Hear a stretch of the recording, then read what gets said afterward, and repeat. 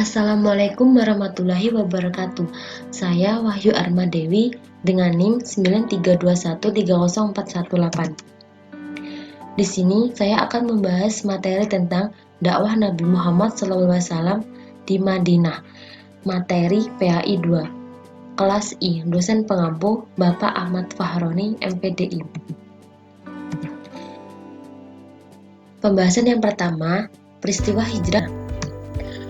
Apa itu pengertian hijrah? Hijrah merupakan berpindah dari suatu tempat ke tempat lain untuk mendapatkan ketenangan, menghindari kecaman, kehidupan yang lebih baik, dan kenyamanan dalam beribadah serta untuk menyerukan dakwah. Dan meninggalkan semua perbuatan yang dilarang dan dimurkai Allah SWT untuk melakukan berbagai perbuatan baik yang diperintahkan Allah SWT.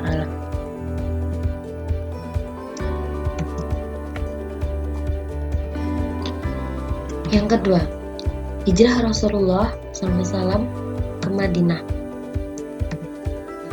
dimulai dari 16 Juli 622 Masehi, 2 Rabiul Awal 1 Hijriah. Upaya untuk keluar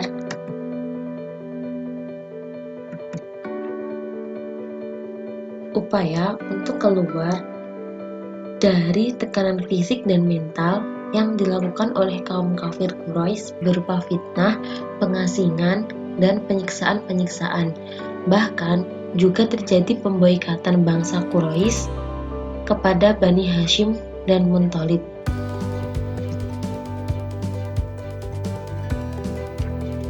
Kemudian, apa faktor-faktor penyebab hijrah Rasulullah SAW ke Madinah?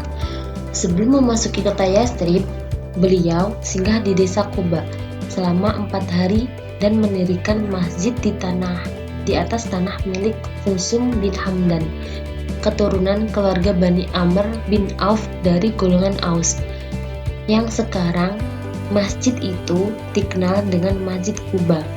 Dalam Al-Quran disebut juga Masjid Taqwa dan merupakan masjid pertama yang didirikan oleh Nabi Muhammad SAW. Setelah Nabi Muhammad SAW memasuki kota Yastrib, maka kota Yastrib diubah namanya dengan Al-Madinah Al-Munawwarah, yang artinya kota yang bercahaya atau lebih dikenal dengan sebutan Madinah. Kemudian, apa saja yang dilakukan Rasulullah setelah tiba di Madinah? Yang pertama, menegakkan dengan mempersaudarakan kaum Muhajirin dan kaum Ansor. Yang kedua, membangun pusat peribadatan dan pertemuan dengan membangun Masjid Nabawi di Madinah. Yang ketiga, menjalin hubungan persahabatan dengan berbagai pihak, yaitu melalui Piagam Madinah. Piagam ini mengandung 32 pasal yang menyentuh segenap aspek kehidupan termasuk akidah, akhlak, kebajikan, undang-undang, kemasyarakatan, ekonomi, dan lain sebagainya.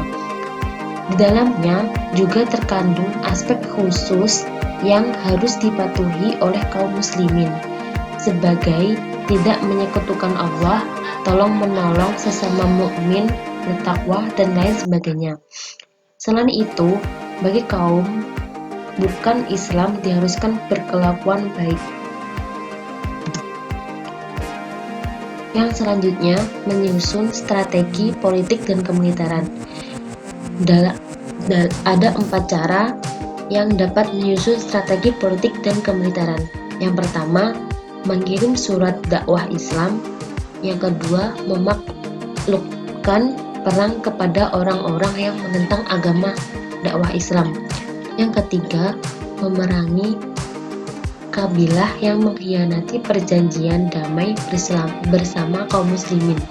Yang keempat, menjadikan Daulah Islamiyah sebagai satu kekuatan yang disegani dan ditakuti lawan. Poin selanjutnya yaitu hikmah dakwah Rasulullah SAW periode di Madinah. Yang pertama, persaudaraan antara kaum muhajirin dan kaum ansor dapat memberikan rasa aman dan tentram. Yang kedua, persatuan dan saling menghormati antar agama. Yang ketiga, mengembangkan tolong-menolong antara yang kuat dan yang lemah. Yang keempat, memahami bahwa umat Islam harus berpegang pada aturan Allah SWT.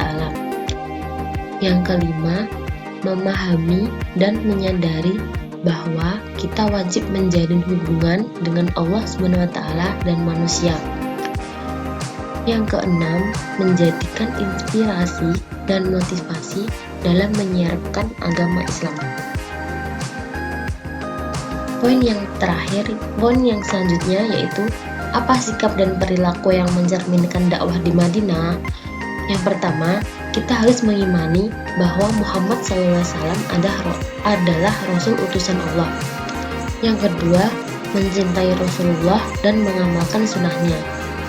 Selanjutnya, kita harus gemar membaca buku sejarah nabi-nabi untuk patut kita teladani. Yang keempat, memelihara silaturahim dengan sesama manusia.